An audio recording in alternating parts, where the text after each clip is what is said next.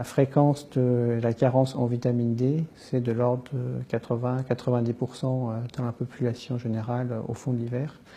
Et donc cette question concerne presque tout le monde. On a compris que la vitamine D était très impliquée dans le métabolisme du calcium. Donc c'est la vitamine qui aide à l'absorption du calcium dans l'intestin. La vitamine D a également d'autres fonctions.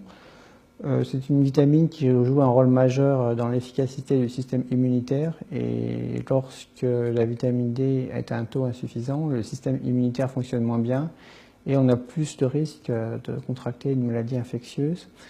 On a beaucoup d'arguments aussi pour penser qu'il y a un lien entre vitamine D et cancer, toujours par le même biais, c'est-à-dire que si le système immunitaire fonctionne moins bien, eh bien il aura plus de difficultés à éliminer les cancers. Il y a un effet également sur la force musculaire. On a remarqué que chez les personnes âgées, le fait de supplémenter en vitamine D diminuait les risques de chute. Et il y a carrément des études randomisées en double aveugle qui ont montré qu'en supplémentant des enfants japonais en vitamine D, on est arrivé à baisser fortement de l'ordre de 30% les risques de contracter la grippe.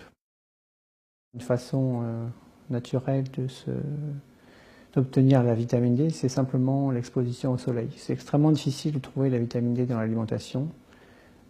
Même l'Agence nationale de la sécurité sanitaire reconnaît que c'est mission pratiquement impossible. On peut trouver la vitamine D2 dans le règne végétal. On en trouve dans certains champignons, le shiitake par exemple. Mais il faudrait en manger tous les jours des quantités assez importantes. Comme c'est aussi une mission très difficile d'être exposé suffisamment au soleil, eh bien il reste les compléments. Il y a deux types de vitamine D. Il y a la vitamine D2 et il y a les vitamines D3.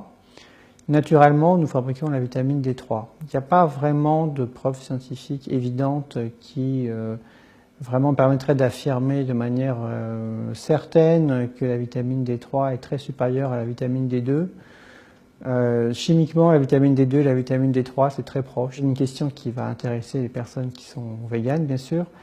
La vitamine D2 est presque toujours d'origine végétale. Enfin, le principe actif est toujours d'origine végétale. En général, c'est fabriqué à partir de levures. L'écrasante majorité de la vitamine D3 est d'origine animale. Alors, le plus souvent, ça provient de laine de mouton. La laine de mouton contient une graisse qui s'appelle la lanoline.